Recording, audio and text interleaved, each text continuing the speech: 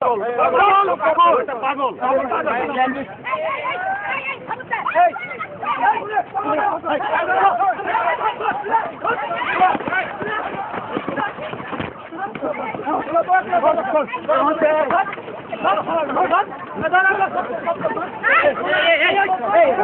ভবন নামে পরিচিত এমপিদের আবাসিক ভবন থেকে হরতালের সমর্থনে মিছিল বের করেছিলেন বিরোধী দলীয় চিফ হুইপ জয়নুল আবদিন ফারুক। সঙ্গে ছিলেন দলের 10 সংসদ সদস্য। ফার্মগেট হয়ে ফেরার পথে পুলিশের বাধার মুখে পড়ে এমপিদের মিছিল।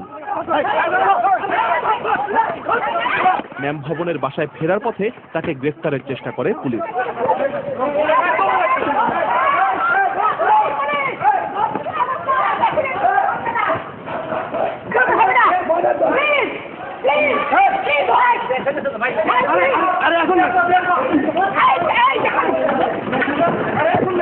আহত ফারুককে পুলিশের পিকআপ ভ্যানে তোলার চেষ্টাও হয়।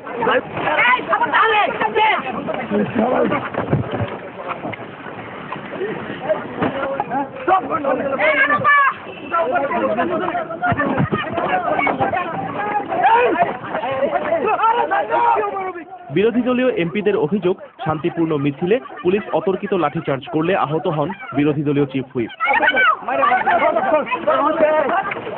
হরতাল আমাদের গণতন্ত্র।